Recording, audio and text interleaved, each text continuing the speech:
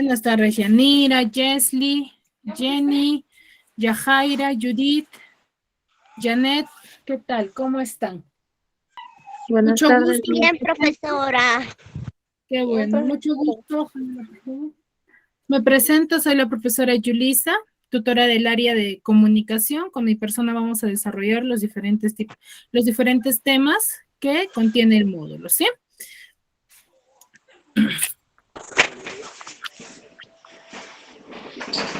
Yanira, apaga tu audio, por favor. Jenny, Yajaida, ¿levantaste la mano?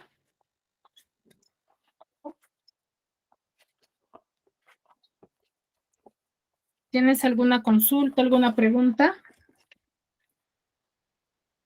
Ninguna, ¿verdad?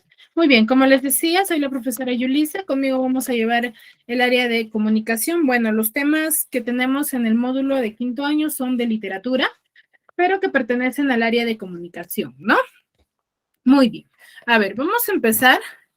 En todo el transcurso de estas semanas vamos a desarrollar los temas que son de literatura universal, ¿ya?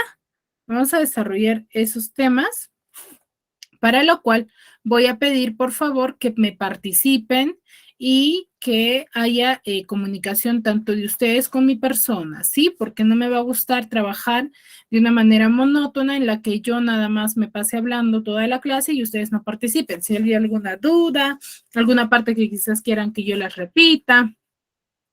Respecto a ello, por favor, me lo comunican. Solamente activan su audio y me la hacen saber, ¿sí? ¿Quedamos en eso, chicas? Veo capura, chicas. Sí, profesora.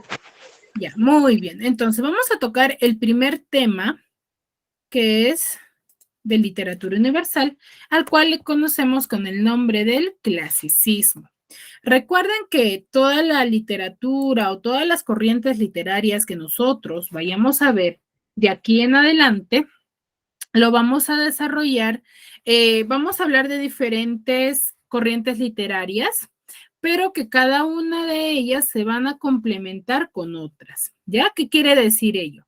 Que, por ejemplo, dentro de la literatura universal, la primera corriente literaria es el clasicismo, ¿ya? Que va a contener aquella literatura con sus inicios, cómo es que surgió la literatura, cómo es que apareció, cómo eran las primeras manifestaciones literarias y cómo a través del tiempo han ido mejorando, ¿sí? ¿Qué les viene a la cabeza cuando yo digo clasicismo o clásica? Yo me imagino que han escuchado cuando uno se les ha dicho literatura clásica, literatura del clasicismo o, por ejemplo, música clásica. ¿Qué querrá decir?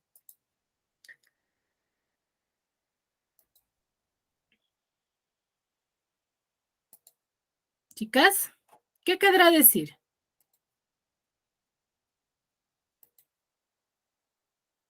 ¿Mm?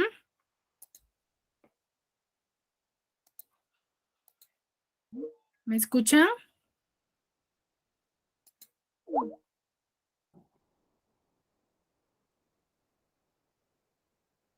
¿Mm?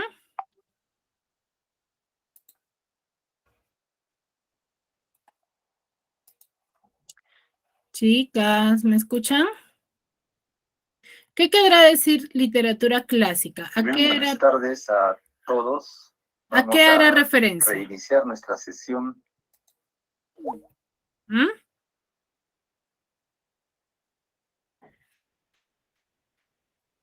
Chicas, ¿a qué hará referencia cuando yo digo literatura clásica? ¿Alguna de ustedes tiene alguna idea? ¿O ninguna? Díganme sí o no.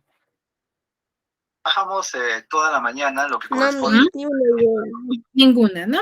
Cuando yo digo algo clásico, por ejemplo, con la ropa nomás, ¿no? Le decimos, ay, estás usando algo clásico. ¿Qué querrá decir? Algo común, ¿cierto? Entonces, a eso hace más o menos referencia, solamente que con otros términos y en otros tipos de contexto, ¿ya? Para nosotros llegar a conocer todo corriente literaria, debemos de ubicarnos en la historia en primer lugar, ¿ya? Por eso es que les menciono primero el origen del clasicismo. ¿Qué es el clasicismo? Es una vuelta hacia las formas clásicas. ¿Cuáles son esas formas clásicas? Las formas griegas y las formas romanas.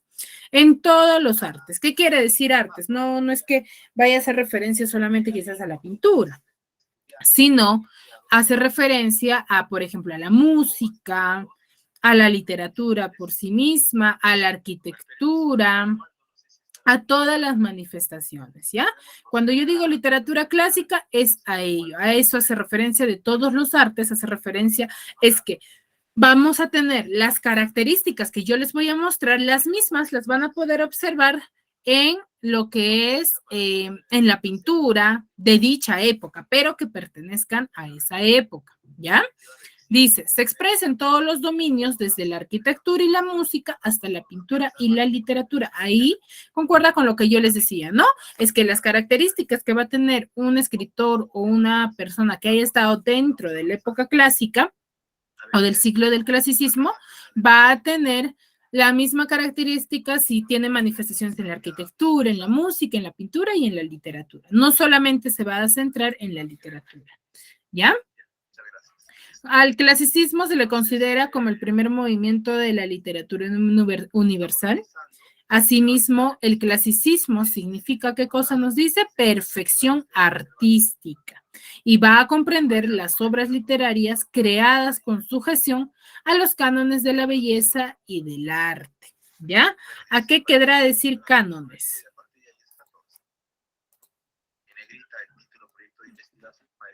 ¿Mm?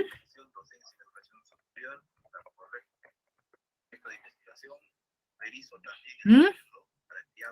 Cuando dice sujeción a los cánones de la belleza, es que se va a basar a aquella norma, ¿ya? Aquella norma, ley se podría decir, ¿no? Todo va a girar, o la escritura, la arquitectura y la música y la pintura que se manifiesta en dicha época, va a estar regido en torno a la belleza y el arte, ¿ya? A eso se refiere.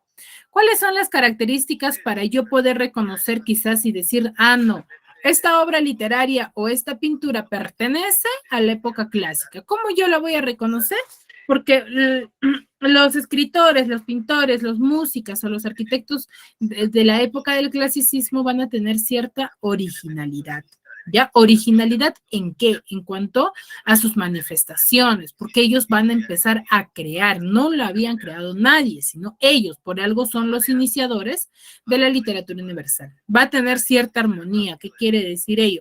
Va a tener cierto normativo, cierta, se podría decir, estructura de acuerdo a lo que ellos van a manifestar. Va a seguir cierta normatividad también. Va a haber cierto didactismo, un fatalismo en cuanto a los finales o a las manifestaciones que ellos van a dar. ¿Por qué fatalismo? Porque la mayoría de ellos van a plasmar en sus obras literarias, en sus pinturas, en las músicas, van a plasmar las guerras que en ese tiempo sucedían. ¿Ya? Todo va a girar en torno a las guerras. ¿Por qué? Porque era algo común que sucedía día a día en dicha época. ¿Ya? Entonces, ellos lo van a ver como algo común, como por ejemplo nosotros ahora podemos ver que si hay alguna falta, hay alguna complicación, va a haber huelga, ¿cierto? Entonces para ellos la guerra, enfrentamiento entre lugares, entre reyes, va a ser algo común, algo digno de esa época, algo no va a ser fuera de lo común, no va a ser algo que extraño, sino es algo corriente que que ellos lo vivían día a día. ¿Ya? Entonces, fatalismo se va a mostrar en cuanto a cómo ellos terminaban después de la guerra, porque van a narrar y, ¿ya? Va a tener una cierta inspiración en su mitología, que es la mitología griega, ¿ya? Que van a tener una cierta admiración y van a plasmar en la mayoría de sus obras, van a plasmar dioses griegos, que se les conoce también como dioses del Olimpo. Y va a tener cierto antropocentrismo y esteticismo. Estética, ¿qué quiere decir eso? Belleza. ¿Ya? Una cierta belleza en cuanto a su escritura, el lenguaje que ellos van a manifestar. Ahora, cuando nosotros hablamos de antropocentrismo, vamos a hacer referencia a la concepción filosófica que va a considerar a quién, al ser humano como centro de todas las cosas y el fin absoluto de la creación. Ya el ser humano va a ser el fin y también va a ser el centro de las situaciones que vaya a suceder en la época, ¿sí? Asimismo, vamos a conocer dos tipos, o la historia va a estar rigiendo en torno a dos vertientes, ¿ya? Dos vertientes. ¿Qué quiere decir ello? Que se van a manifestar en dos vertientes la literatura clásica, pero lo que más va a tener mayor apogeo, ¿qué quiere decir ello? Donde más se va a difundir es en la vertiente occidental, ¿ya? Que es en Grecia y en Roma, es de donde van a salir las obras literarias, ¿ya? Por eso, en cuanto a la vertiente oriental, tenemos a Mesopotamia, India, China y hebreo. ¿Qué quiere decir dos vertientes? Dos vertientes, para que me entiendan, ¿no? Hago referencia cuando yo digo, por ejemplo, que te vaya a hablar de un tipo de corriente literaria, o por ejemplo, ¿no? Yo creo, ya, supongamos que yo creo el teléfono, pero yo vivo aquí en Huaraz, en Perú, ¿cierto? Ahora, pero a nivel mundial somos Sudamérica, ¿cierto? Entonces, si yo creo el teléfono, imaginemos que aquí en Perú no ha tenido la misma importancia que cuando yo quizás me voy a Europa y ahí sí se va a hablar, van a hacer estudios, que como lo creé, que como lo hice. Entonces ahí voy a decir yo que la creación del teléfono tuvo mayor apogeo, mayor importancia. ¿Dónde? En Europa. Y lo mismo sucede con la literatura clásica. En ambas vertientes. La vertiente oriental va a estar compuesta en Mesopotamia, India, China, Hebrea, pero no va a tener mucho realce y mucho menos va a tener mucho importancia que le van a dar. Mientras, o mejor dicho, no van a haber escritores que vayan a estar basando sus historias en cuanto a las características del clasicismo, mientras que en el occidental sí van a salir escritores, sí van a manifestarse, o se va a hablar más en Grecia y en Roma, ¿ya? A diferencia de la vertiente oriental. A eso hace referencia. ¿Dónde tuvo mayor apogeo el clasicismo? En la vertiente occidental, que específicamente fue en Grecia y en Roma, ¿ya? En cuanto a ello, ese es el inicio de la literatura universal, ¿ya? El inicio de aquella literatura que nosotros vamos a hablar, para lo cual vamos a hablar sobre la literatura griega.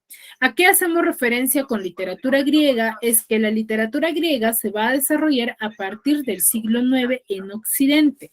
Por eso era sumamente importante que nosotros conociéramos las dos vertientes, ¿no? Porque la que vamos a ver ahora es una de las vertientes de la que tiene mayor apogeo, el cual se va a desarrollar en el siglo IX, ¿ya? En Grecia, durante la Edad Antigua. Dentro de ello, los literatos griegos, se podría decir. Entonces está dentro del ambiente, dentro del contexto, ambas variables, de manera que sí deben haber trabajo, obviamente. Dentro de ello, los literatos griegos va a decir, vamos a mencionar que va a estar basada en ser racionalista, ¿ya? Racional. ¿Qué quiere decir eso? Va a estar mucho en cuanto al ser humano. Va a haber cierto fatalismo, por lo que ya les expliqué respecto a los finales, ¿ya? Un cierto antropocentrismo y antropomorfismo. Antropocentrismo, dijimos que el centro es el ser humano y el antropomorfismo es en cuanto a los dioses, ¿ya? Y una búsqueda de la belleza, ¿no? De la belleza absoluta. Eso va a ser el fin de los escritores griegos. Y el artista va a ser adicto a lo intelectual, ¿sí? Así como la literatura clásica tiene dos vertientes, de las cuales la literatura griega está dentro de la vertiente occidental, vamos a hablar lo que es en qué periodos se va a dar la literatura griega. No es que existió por sí solo y se quedó ahí. Pero si han pasado 15 días y un 30% aproximadamente no me ha quedado. Entonces, es prueba de que ¿Hasta aquí alguna pregunta? estudiantes están decidiendo lo contrario. Chicos, hasta aquí para poder explicarles respecto a los periodos que va a tener la literatura griega. ¿Alguna consulta, alguna pregunta? Este título, conforme en su momento se le señaló a Waldo. Eso sí, hay que siempre estar cuidando el tipo de letra. Ya, por ejemplo, este tipo de letra. Yesli, Yanira, Mire, Ananías, Oscar. Ahí dice calibre 11 y acá dice, y en el reglamento dice times 12. Entonces, ahí he visto en varios pasajes, una mirada rápida al hecho y rápido resalta eso, así que Waldo hay que considerar esa. Por ejemplo, acá. Chicos, ¿están ahí?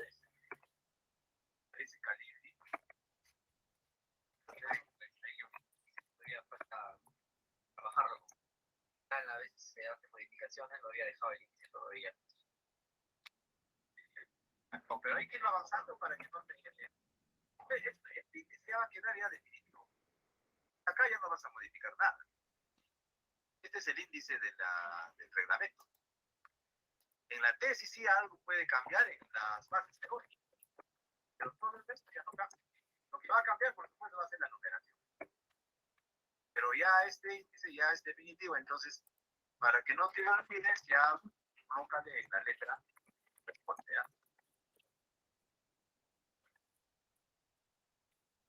La numeración sí está bien. Matriz, instrumentos, correcto. Empezamos con el problema de investigación, que está muy bien. No olviden que el primer párrafo, eso ya es... Muy bien. Bueno, si no hay ninguna consulta, seguimos. Cuando nosotros vamos a hablar de la literatura griega, como les decía, surge en el siglo IX a.C. con las manifestaciones racionalistas, con el fatalismo, un cierto antropocentrismo y antropomorfismo dentro de sus escrituras y una búsqueda por la belleza, ¿sí? Pero esto se va a repartir en tres periodos, ¿ya? En tres periodos, el periodo jónico, arcaico, ático, clásico y alejandrino y helenístico. Como todo,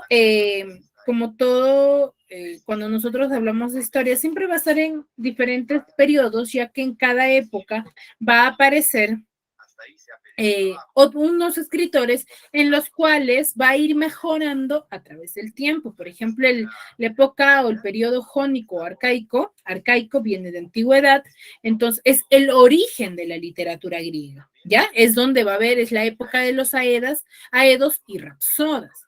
¿A qué llamamos aedos y rapsodas? ¿Alguna vez lo han escuchado? ¿Les han mencionado o no conocen el término?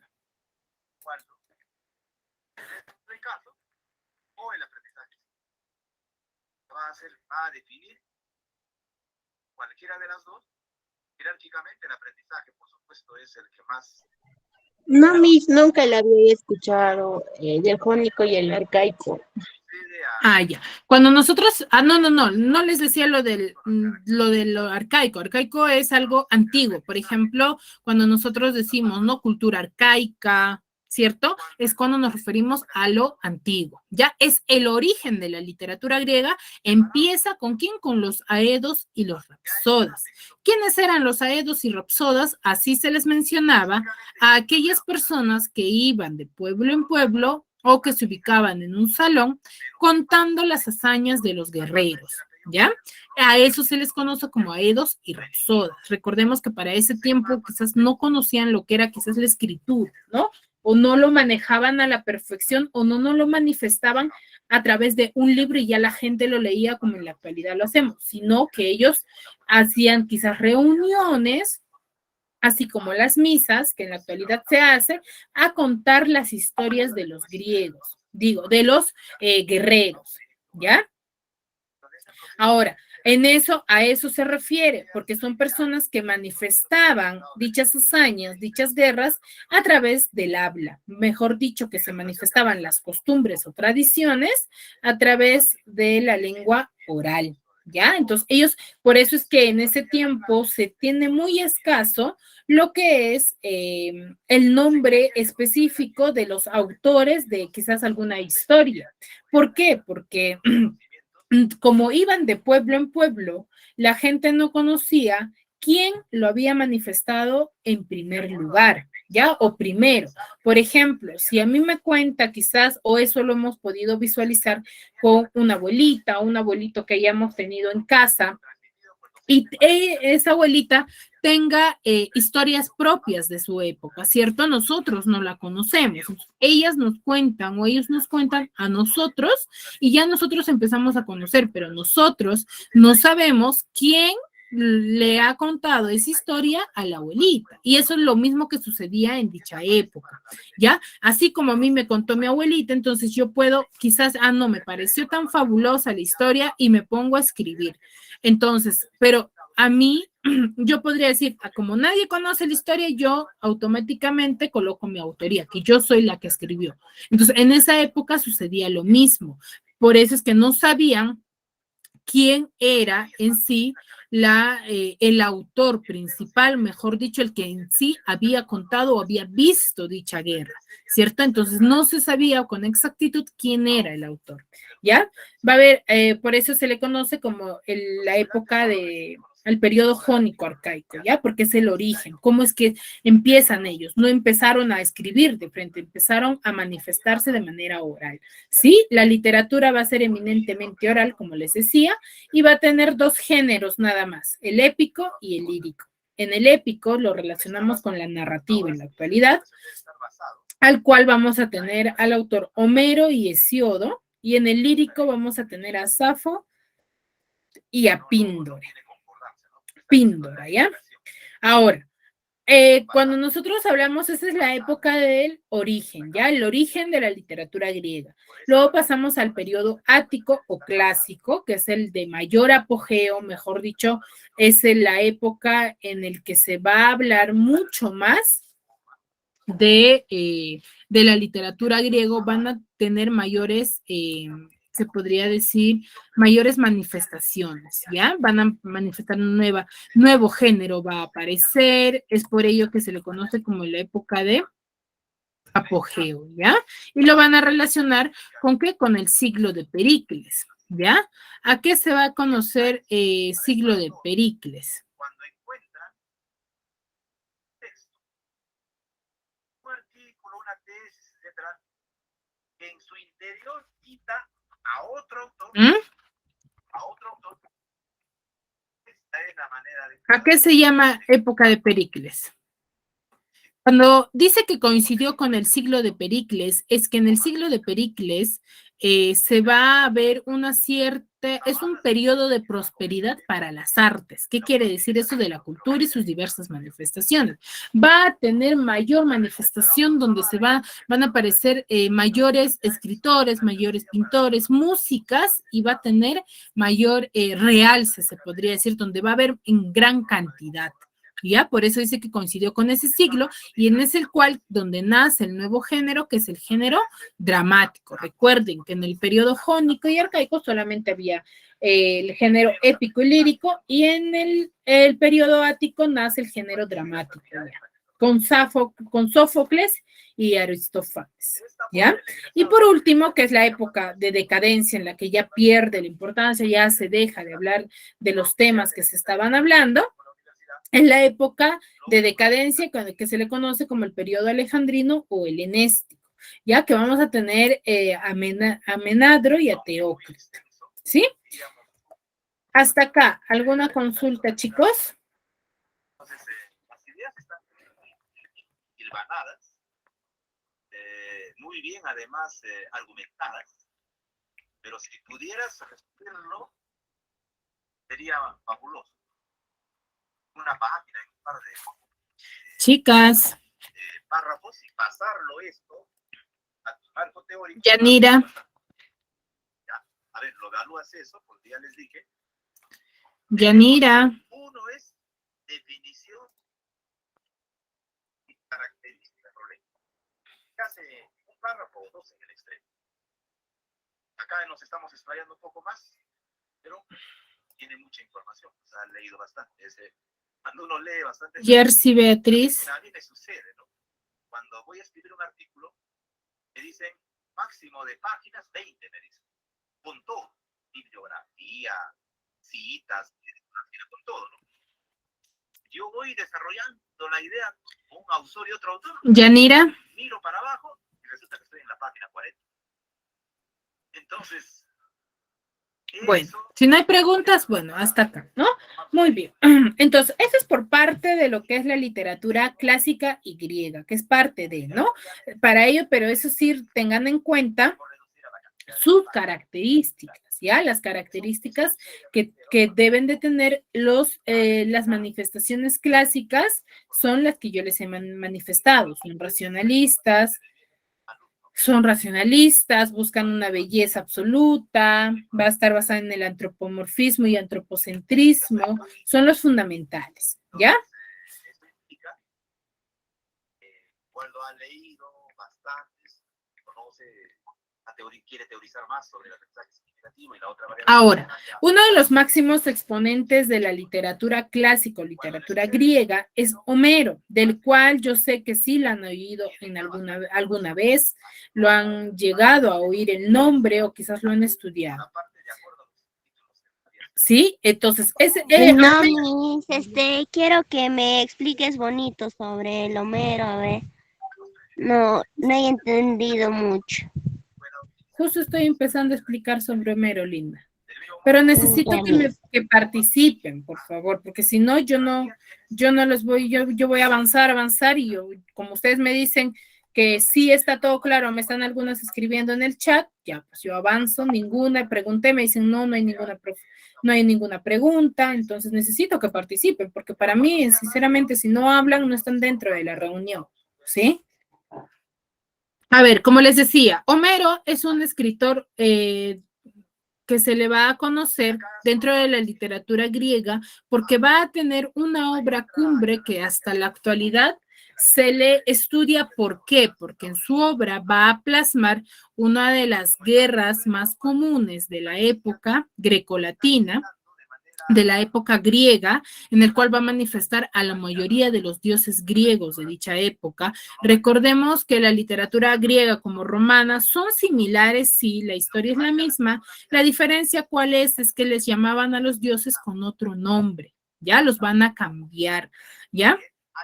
¿Quién era Homero en sí? Homero era un anciano ciego, que tiene toda una historia detrás, ya que Homero en sí, en el lenguaje griego, en la lengua griega, se significa hombre ciego, ¿ya? ¿Por qué le ponen? Porque él no se llamaba de esa manera, no se le conocía el nombre en sí, pero le dan ese sobrenombre porque él va a perder la vista, ¿ya? Y es por ello que le colocan el nombre de Homero en base a lo que él pierde, ¿no? ¿Quién es Homero? Era un rapsoda que cantaba poema, tenía como madre a Cretéis, ¿sí? Y tiene un mejor amigo que se le conoce con el nombre de Mentor, que es donde va a crear una de sus obras, que es en la casa de Mentor, ¿ya? Que se le conoce como la Odisea, que es la obra de Homero, la obra cumbre. ¿Dónde nace la historia de Odisea? En la casa de Mentor. Nace esa idea, ¿no? Esa historia la empieza a crear en la casa de su amigo, ¿ya? En Colofón pierde la vista, por ende, se le coloca el nombre encima, que es un lugar, encima se le coloca el nombre de Homero, que significa hombre ciego, ¿ya? En sí, las características o la biografía tal cual es de Homero, no se conoce a perfección. Esta información que les estoy brindando, se le conoce no tan cierta quizás, solamente por algunas investigaciones que se han desarrollado, porque como les decía, ¿no? En esa época solamente las hazañas o las historias se manifestaban de manera oral, ¿ya? A ver, discúlpenme un minuto.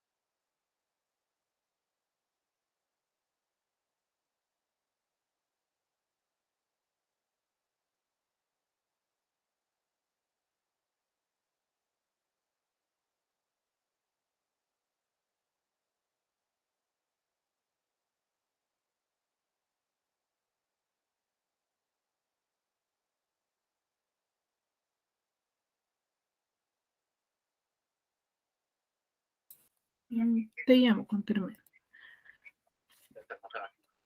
Bueno, como les decía, te llamo cuando termine. Como les decía, chicos, entonces la biografía con exactitud de Homero no se conoce a grandes rasgos nada más, lo que es respecto a él, ya que había varias manifestaciones o varias personas que manifestaban que era Homero quien hablaba o quien nos daba a conocer ciertas historias, por eso es que se le da ese sobrenombre también y se conoce muy poco. ¿Sí? Vamos a hablar lo que es de sus obras más importantes es la Ilíada, la Odisea, los himnos homéricos y la Fósida, ¿ya? El día de hoy vamos a ver lo que es la Ilíada. La mayoría de las obras griegas o de la época clásica o que estén perteneciente a la literatura griega van a ser escritos en cantos, en forma de cantos. No sé, ustedes habrán podido visualizar, o mejor dicho, un poema. Similar a un poema son las escrituras de dicha época. Ya no es de manera lineal. ¿Por qué? Porque ahora nosotros conocemos, por ejemplo, agarramos una obra, vemos letra, letra, letra, pero tiene una forma o está de manera lineal toda su escritura, mientras que las escrituras de dicha época va a estar dividido en canto, en 24 cantos, que ahora, por ejemplo, se divide en capítulos, pero ahí hay 24 cantos que cada canto va a tener cierto desenlace o cierto clímax, se le conoce, ¿ya? Entonces, pero su escritura también va a estar basada en versos, ¿ya? En estrofas, en eso va a estar basado, no va a tener una escritura común la que nosotros ahora conocemos. Tiene un narrador omnisciente, ya que no se le conoce con exactitud como quién la escribió, ¿no? Tiene un narrador lineal, una presencia de comparaciones y símiles, que es lo mismo, que quiere eso, va a comparar, por ejemplo, al aire con algún sentimiento, al humo negro, con los pensamientos, entonces hay comparaciones sobrenaturales.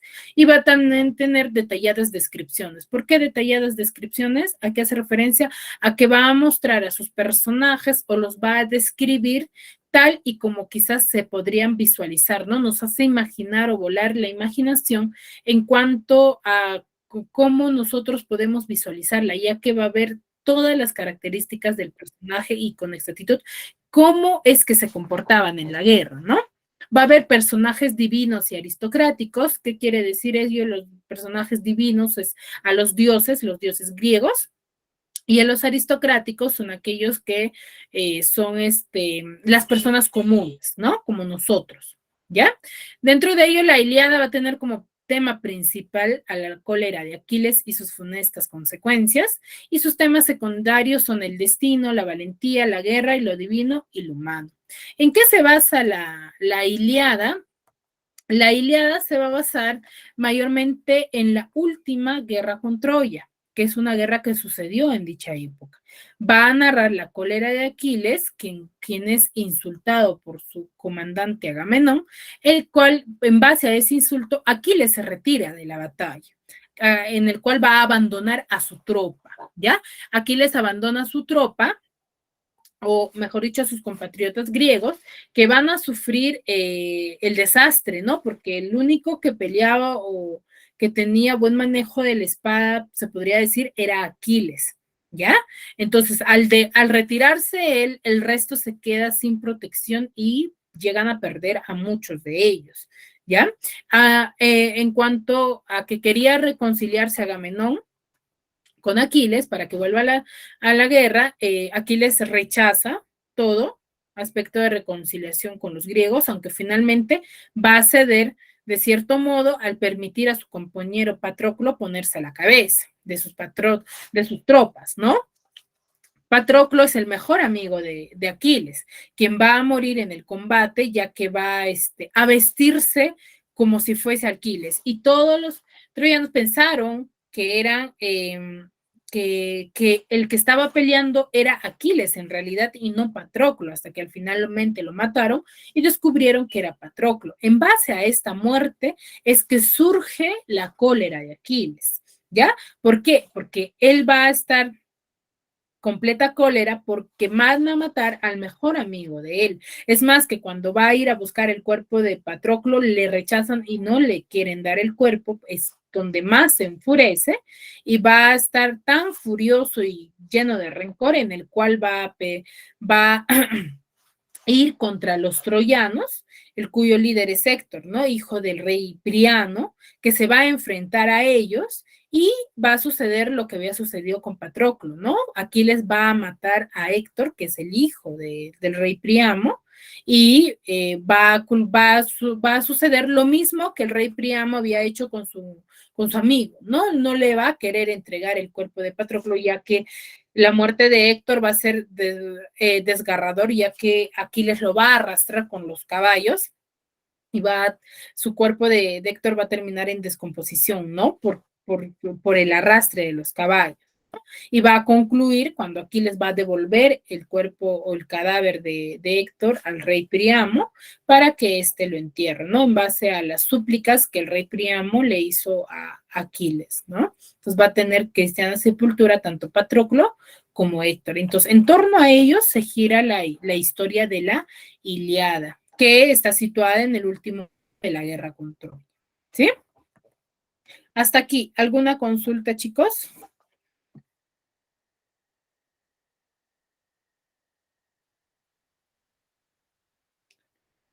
¿Mm?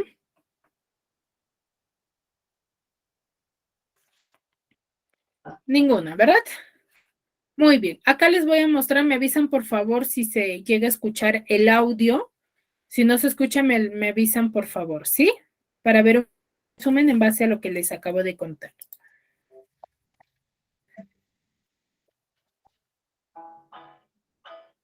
Dice sacerdote del dios Apolo, se dirige al campamento de los griegos.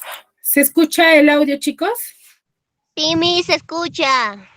Ya, al final voy a preguntar, por favor, ¿sí? Quiero que presten atención. Es en base a lo que les acabo de contar, pero un poco más detallado. Para solicitar al jefe de los aqueos, Agamenón, que le devuelva a su hija Criseida. Agamenón humilla al anciano sacerdote, provocando que éste le implore al dios Apolo y castigue a Agamenón por su soberbia. La obra empieza con el ejército griego asolado por esta peste de 9 días enviada por Apolo, para luego explicarnos su causa.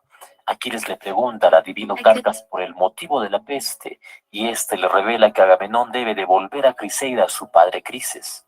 Agamenón lo hace, pero para demostrar su poder a cambio se lleva a la esclava de Aquiles llamada Briseida.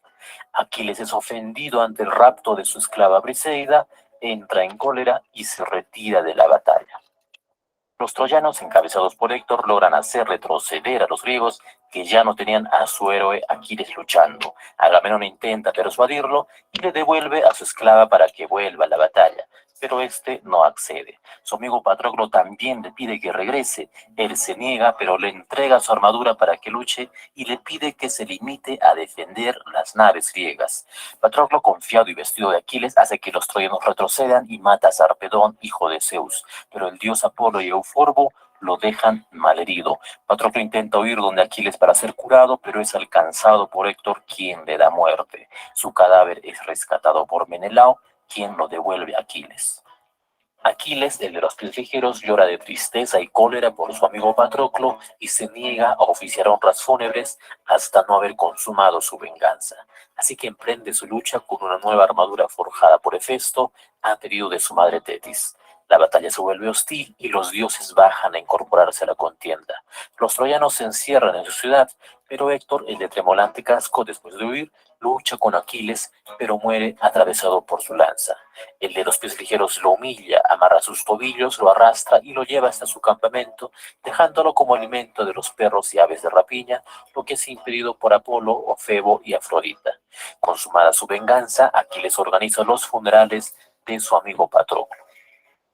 Príamo, rey de Troya y padre de Héctor, quiere enterrar a su hijo, así que le suplica a Aquiles que le devuelva el cadáver. Después de insistir e inclinarse, sus palabras conmueven a Aquiles, quien finalmente accede. Los solemnes funerales de Héctor se realizan y con esta escena termina la obra. No se narra en la Ilíada el episodio de la manzana de la discordia en el que las diosas Hera, Atenea y Afrodita le piden al mortal y troyano Paris que elija a la más bella. Paris elige a Afrodita porque ésta le ofrece a la mujer más bella del mundo, que era Helena, esposa de griego Menelao, hermano de Agamenón. Paris la rapta, pues Afrodita se la ofreció y se origina la guerra de Troya. Este mito es narrado por Ovidio. Como puedes ver, la literatura clásica gira alrededor de su mitología, incluso se plasma en su cerámica. La Ilíada proviene de la palabra Ilión, que es lo mismo que decir Troya. Como sabemos, esta obra es atribuida a Homero y es parte de la literatura clásica. Narra solo 51 días del último año de la guerra de Troya, que duró 10 años, y se centra en la cólera de Aquiles y sus consecuencias. Su género es el épico y su especie la epopeya. Se compone de 24 rapsodias escritas en hexámetros que son compuestos por 6 pies. Este es un tipo de verso griego o latino. Además destacan los epítetos disímiles. Su narrador es omnisciente, ya que todo lo sabe y todo lo ve. Podemos dividir los personajes en dos bandos, el de los griegos y el de los troyanos, ambos conformados por dioses y héroes. Lo que acabamos de narrar fue solo un cortísimo resumen, pues en la obra intervienen más acciones y personajes. Cuando lo leas, quizá al inicio su lenguaje y personajes sean un poco confusos, pero mientras vas avanzando, esto deja de ser un problema y su ritmo se mantiene. Recuerda que al momento de abrir sus páginas, estás ante una de las obras literarias más antiguas e importantes de la humanidad. Gracias por ver este video.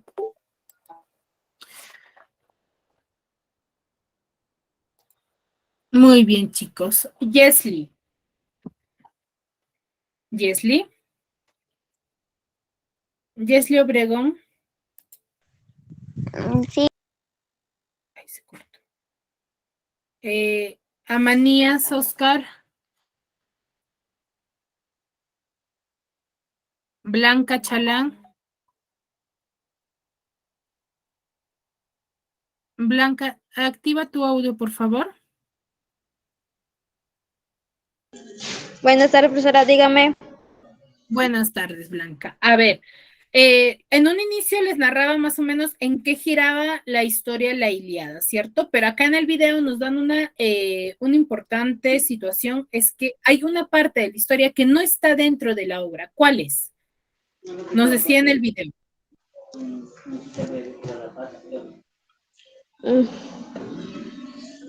¿Cuál es esa historia que no está narrada dentro de la obra? Sí, pues podría poner de vuelta. ¿Cómo? No le entendí muy bien el video. A ver, necesito que me presten atención, por favor, ¿ya? A ver, Janet Mesa.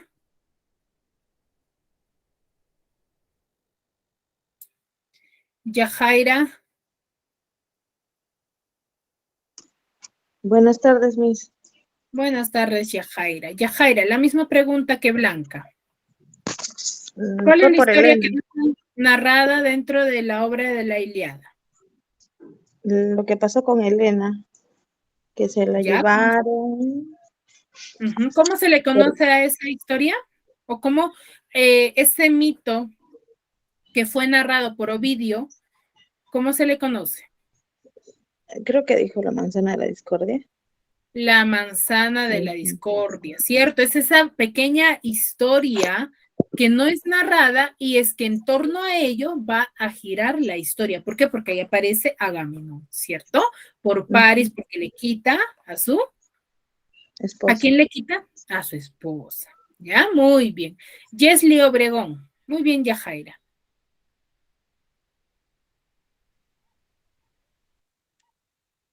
Yesli. Miss, aquí estoy. Ya. De lo narrado respecto a la Ilíada, ¿qué es lo que más te ha impactado? ¿O qué es lo que tú más resaltas?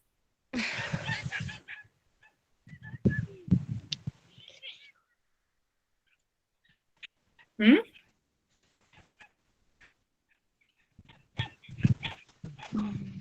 ¿Qué es lo que más te ha impactado? ¿Qué es lo que tú podrías decir? Con esto puedo recordar.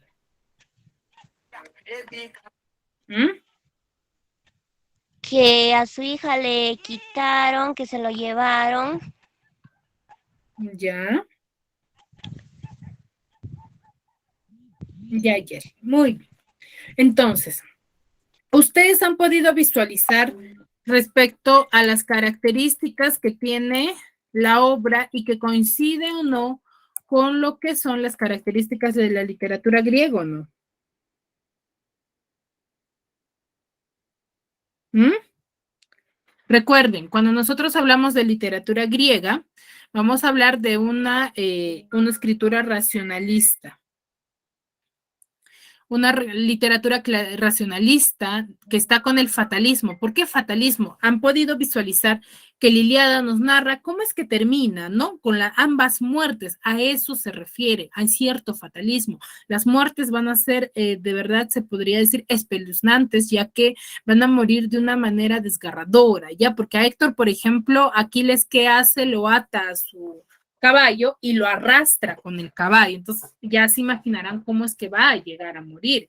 Y lo mismo sucede con Patroclo, ¿no? Pero a él no lo arrastran, pero sí atraviesan por él una espada. Y todas esas especificaciones, características, nosotros lo podemos visualizar durante toda la obra, porque como dice acá, que va a tener, o decía acá, ¿no?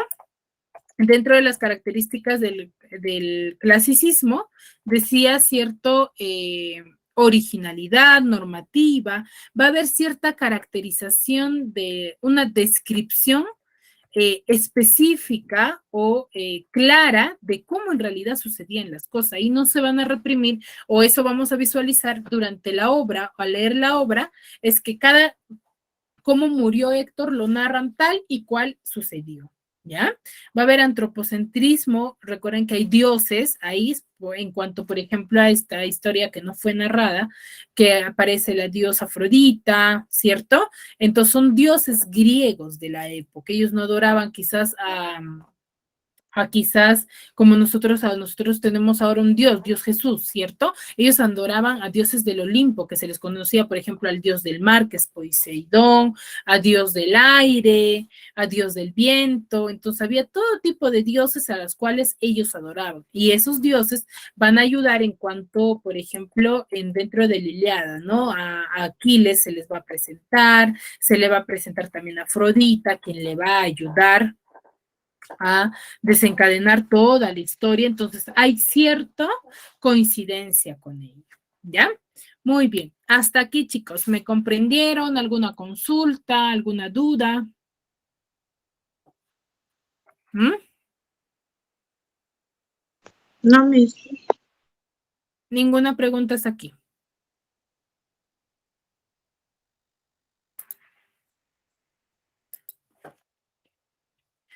Muy bien, chicos. Bueno, espero sinceramente que me hayan podido comprender, ¿sí? Si hay alguna duda, igual escríbanme al WhatsApp si por acá les da un poco de vergüenza para yo poder subsanar dichas dudas, ¿sí? Por favor, les voy a pedir bastante eso y para las siguientes clases, por favor, hay que participar. Yo normalmente la clase lo hago preguntándoles en cuanto voy explicando. ¿Para qué? Para que se les pueda quedar, porque si no, no me gusta estar hablando todo el tiempo sola y que nadie me responda.